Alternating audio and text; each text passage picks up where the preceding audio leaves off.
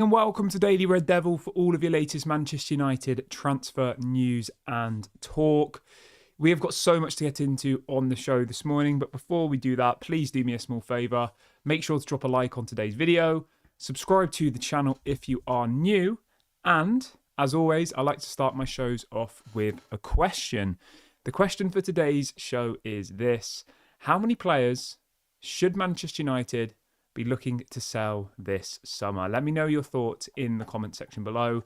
We are going to be starting the show off with that exact topic because we have had multiple journalists this morning coming out saying that apparently Manchester United are going to look to sell at least 10 players minimum. Now, I'm going to go through the players that have been mentioned, and obviously I'll give my opinions, and I want you to do the same as well, all right? So we'll start the show off by talking about that. Right, so, but yeah, let me know in the comment section how many players. If you want to get extra points, you can name the players as well. Let me know, because I'd be very interested to see what other people think around the outgoing situation at the moment. So, where are we? This is kind of like the minimum list, I think. So, okay, here we go. So on my list, there's 1, 2, 3, 4, 5, 6, 7, 8. Yeah, these are the 10 players that have been mentioned. All right, so we'll start from the bottom. We'll start from the 100% nailed on ones. So the first one is Lindelof. His contract expires in June. Second one is Eriksen. His contract also expires in June. Third one and fourth one are Tom Heaton and Johnny Evans. Both of them expire in June and are both expected to retire. Then you've got Altay Bayindir, who is looking likely to leave for a fee of around £5 to £10 million. Then you've got Tyrell Malacia, who has a buy option at PSV for £8 million. He'll leave whether it's to PSV or not. Next up is Casemiro. There's more reports this morning suggesting that a Saudi move looks likely for Casemiro. Fee-wise, it's not going to be a lot. Around £15 million is being mentioned this morning. Then you have Jadon Sancho, who has this obligation to buy with Chelsea. We'll be talking about that a bit later on in the show, as it looks like that will now happen. Then you have Antony, valued at the moment around 25 to 30 million. And then Rashford, who obviously has this option to buy Aston Villa for 40 million. So there's 10 players there. And that doesn't include people like, people are going to say, oh, what about Luke Shaw? What about Mason Mount? What about Harry Maguire? You know, there are, what about Andre Onana? What about Diogo Dalot? What about Rasmus Højlund? You know, there's still a fair few other players who haven't been included in that list. But those 10 players are the ones that this morning are being mentioned as, obviously until the window opens, nothing can be 100%. But they're the most likely players to be leaving at the moment. Those 10 players. Is there anybody in that list who you think should be staying? I mean, every single one of those players needs to leave, in my opinion. There's not a single one where I'm maybe Altay Bayindir. I'm a little bit like, maybe keep him. But, I mean, Altay Bayindir was the first choice goalkeeper at his old club. He's come to Manchester United and he's probably played, like 3 times? 5? Maybe? How many times has Bayindir played? Hardly any. He's played 2 matches so far this season. And he probably played 2 matches last season as well. He was the first choice goalkeeper at Fenerbahce. I mean, and I think he's lost his place in the Turkish national team as well. So, yeah, he's the only one where I'm like, I don't know, maybe keep him. But at the same time, he's got 2 years left on his deal. He wants first team football. He wants to be in the squad for the World Cup next year. 26 years of age, I think he should be moved on realistically. And the good thing with Altay Bayindir as well, actually, which a lot of people seem to forget about, is we only paid €5 million for him. And he's worth double that, realistically. He's worth at least €10 million. So we should be able to make a bit of a profit on Altay Bayindir. Obviously, the only issue with selling Bayindir means that we will have to sign another goalkeeper. So, yeah, we'll see what happens with that one. But I want to know if you guys agree with not my 11, sorry, 10. It's the one that's being reported this morning. Those 10 players are effectively set to leave. The window opens in June, I believe. The window opens in June, but the deals are starting to happen now, especially for free agents, because obviously, like I said, Lindelof, Johnny Evans, Tom Heaton and Christian Eriksen, they're all out of contract. So they're 100% gone. That's 4 players. Then obviously you've got Sancho, Casemiro, etc. who, I mean, a fair few of the other players have options in their deals. Like Malacia has an option to buy, Sancho has an option to buy, Rashford has an option to buy, so yeah. The only thing which could be frustrating is if it takes months for some of the deals to happen. If Rashford comes back and says, you know what, I've decided I am going to wait until the right club comes along. That's obviously a possibility, and he's within his right to do that. He has a contract to Manchester United, and he might turn around and say, I'm just going to wait. I'm going to wait until Barcelona come. I'm going to wait until a top European club come knocking. That is an option, and obviously he is within his right to do that. That would be quite disappointing if that happens, because I'd hope that we could try and move him on at the beginning of the window, and I'd hope that we'd then be able to reinvest that money. Whereas if we have to wait until the final weeks of the window, that limits what we can do, So yeah, those are the 10 players. Let me know what you think, guys. Right. In relation to other players that could potentially leave, I mean, Mason Mount's not going to go anywhere. Who else? Who else is there on our list? Those 10 players seem the most realistic, is what I'm trying to get at. We could name other players, like, let's have a look through the list. I mean, Harry Maguire, maybe. I don't think they'll move on Maguire. Yeah, I mean, the others are all kind of 50-50. Garnacho, maybe. Højlund, maybe. But these deals are all more difficult. Whereas the ones we've just listed, we know that Manchester United want to get rid of those players. Whereas I think they would get rid of Garnacho if someone paid the right money. I think they would get rid of Rasmus if someone paid the right money. I think they would even get rid of Mainu if someone paid the right money. But the likelihood of that happening is quite slim. Whereas the likelihood of Jadon Sancho leaving is high. The likelihood of Rashford leaving is high. The likelihood of Malacia leaving is high, Whereas the likelihood of someone offering us £60 million for Garnacho, I think, is quite small. And I think Man United will only move on players like Garnacho and Mainu if they get massive offers, realistically. So, yeah, I'll be interested to see what you guys have to say about that. Yeah, let me know your thoughts in the comment section below. Very interested to see what you're all saying about the summer window. Who should stay? Who should go? Let me know your thoughts in the comment section below. Right.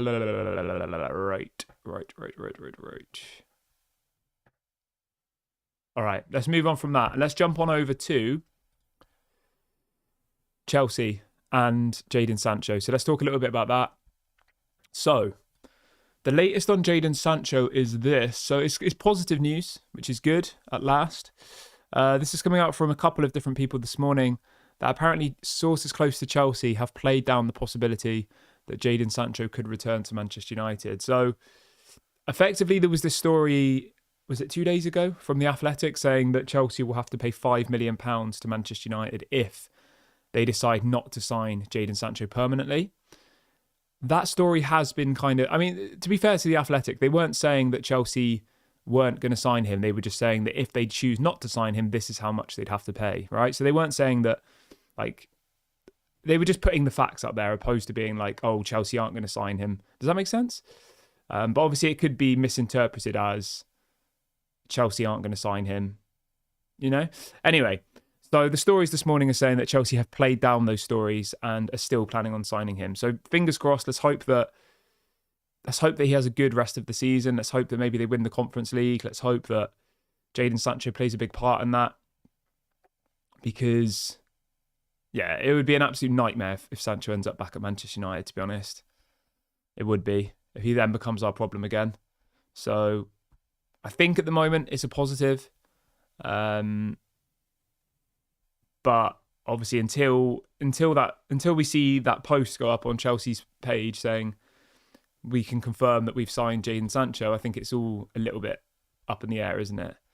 So yeah, we'll see what happens with that one. But yeah, that's the latest on that. Right. Let's move on to Jared Branthwaite then as well. So Jared Branthwaite, the reports this morning, this is coming out from Sky Sports, saying that apparently Manchester United are keen on signing Jared Branthwaite this summer. It says that Branthwaite is expected to consider his Everton future after now being left out of the England squad. I think there comes a point where you just have to move on from certain players, and we offered, what did we offer, like 50 million for him, and they said no? I don't think he's worth 50 million, to be honest. I really don't. He's got 2 years left on his contract, so his price is only coming down realistically. Let's have a look. How much was it? So Manchester United offered £45 million up front plus £5 million in add-ons. So yeah, 50 million. I just don't think that's a good deal for £50 million. I really don't. When you think that we signed Aidan Heaven from Chelsea, I think it was £1 million, right? What would you rather have, 50 Aidan Heavens or 1 Jared Branthwaite? I'm going to put this out there. I genuinely think I would rather have Aidan Heaven than Jared Branthwaite. Genuinely. I know Jared Branthwaite's a bit further along in his development, but I honestly think if someone said to me, you can either keep Aidan Heaven or you can have Jared Branthwaite, I would probably keep Aidan Heaven. And I know some people are going to say that sounds ridiculous, but I've never been that impressed with Jared Branthwaite. I think he's pretty average. And I think Aidan Heaven looks very, very promising. He's quick, he's strong, he's tall, he's good on the ball, he's good at progressing the ball. Like he's everything we need, Aidan Heaven. Whereas I think Jared Branthwaite is just a little, I don't know, I just don't rate him, is the simplistic answer. And when you think, as I said, that we literally paid £1 million for Aidan Heaven from Arsenal, and then we're potentially going to spend 50 million on Jared Branthwaite. Like, it doesn't make sense to me at all. I would much rather Manchester United use their scouting network and try and find the next Aidan Heaven, you know, whether that's somebody from South America, whether that's somebody from, I don't know, a lower league team. Like, go and do that. Go and find the next Jared Branthwaite. If you want a player of that mould, go and do some scouting and find somebody, because it's not like you're signing a world-class centre-back in Jared Branthwaite. You're paying 50 million for, in my opinion, a mid-table centre-back at best. And I know we are mid-table at the moment, so people will be like, well, you know, he's kind of coming to his level, but you want to bring in players who are going to take you to the next level. And I don't think Jared Branthwaite is going to take us from where we are to where we want to be. And that's just the truth of it.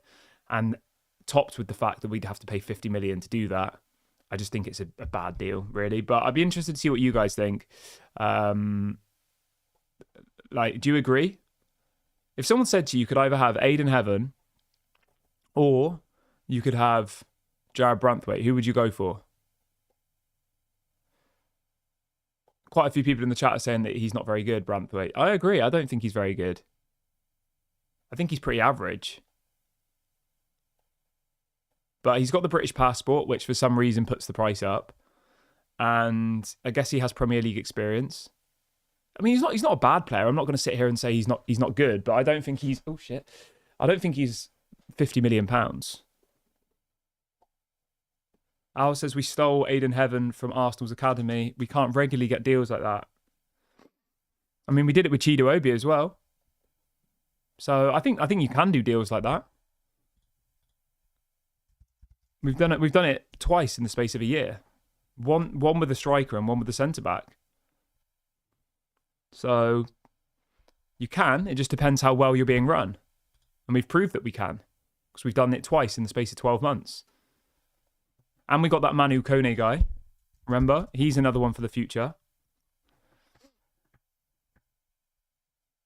I'm not sure what's happened to him, though. He's kind of disappeared. Is it Manu Kone? Oh, no, sorry. Seko Kone. How much did we pay for him? Yeah, we paid 1 million euros for him, that Seko Kone guy. And he supposedly, of his age group, was supposed to be one of the best central defensive midfielders of his age group, and he's only 19. So there are deals out there to be done, you know? Obviously, there's no guarantee when you sign these types of players that they'll make it. But the point I'm making is, Jared Branthwaite is playing for a team in the Premier League. I wouldn't say he's at his peak, but like, Jared Branthwaite is almost the finished product, right? Would you agree? Whereas all these other players that we've just mentioned, the Aiden Heavens, etc., they're all like at the beginning of their careers, really. So, yeah.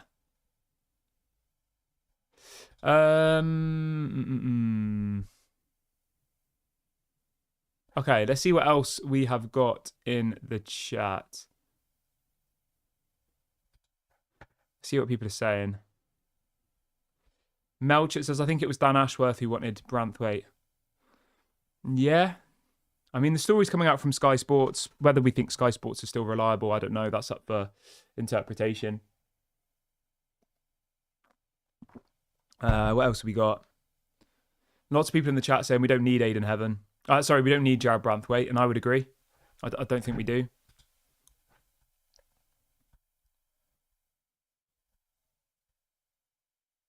You know, yeah. I think last summer maybe when we didn't have Lenny Yoro, but when you think that our centre back options are Lenny Yoro, Aiden Heaven, Lissandro Martinez, De Ligt, Maguire, Mazarawi can play at centre back or right-sided centre back. Dallo can play at centre back.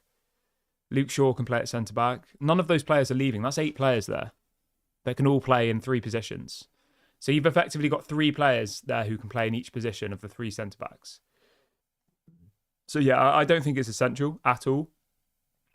Unless, of course, you know, say Maguire leaves and I don't know, Luke Shaw leaves, say, then maybe, yeah, go and sign another centre back. Or if Maguire and De Ligt leave, then obviously you'd need to sign a new centre back. But the fact that we've given Maguire a contract extension kind of tells me that we don't need to now go and spend £50 million on Jared Branthwaite. But again, you can let me know your thoughts. Maybe you disagree.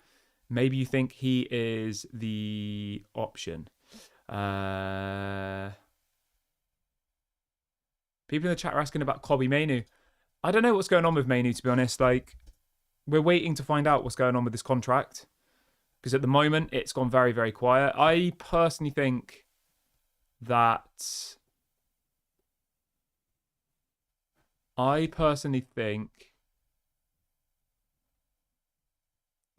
Mainoo will sign a new deal. I just think at the moment it's just a negotiation thing. It's a back and forth, as it is with every single transfer. So I don't know. There's some people saying that this 200 grand a week story is far fetched and not true. So it's just a case of keeping an eye on it. It's a case of being patient. And at the moment, we're not really hearing anything about Mainoo and Manchester United. It's gone very, very quiet. So yeah, we'll see what happens. But I think Mainoo will probably end up staying. Obviously, anything could change. If a massive offer comes in from somebody, maybe he says, you know what, I'd like to leave. But he's got, I think, is it 4 years left on his deal? Let's have a look. He has got... He's only 19. It's crazy, isn't it? Yeah, he's got 3 years left on his current deal, Kobbie Mainoo. So I'm sure he does want a new contract. But the fact of the matter is, I don't want to say he doesn't have any bargaining power, because he does have a bit, but the fact of the matter is he's been injured for like the whole of the season.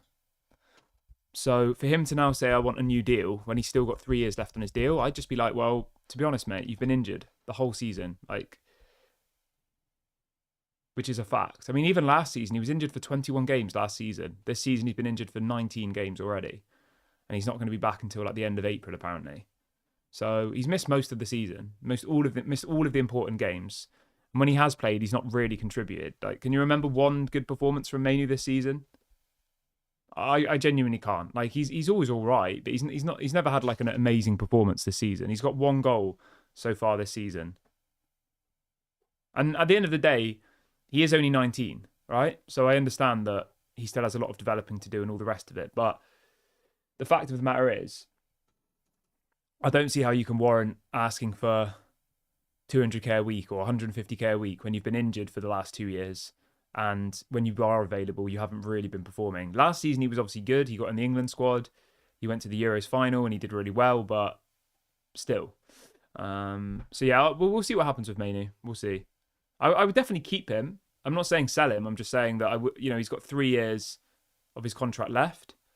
And as it stands at the moment, he's not earning the money. Even the money he's on now, he's not earning because he's not playing. And when he does play, he's not performing. So I don't think now, with 3 years left on his deal, is the right time to be asking for more money. He's still getting 20 grand a week at the moment, which is crazy. But anyway, I am going to wrap the video up here, guys. It feels like a good point to end today's show. Thank you so much for watching the video, as always. Please do make sure to drop a like before you leave. There's only 57 likes on this video, which is mental, right? And there's over 200 people watching. So make sure you like it before you leave. And be sure to subscribe as well. Have a good day, everybody. I'll be back tomorrow morning. Bye for now.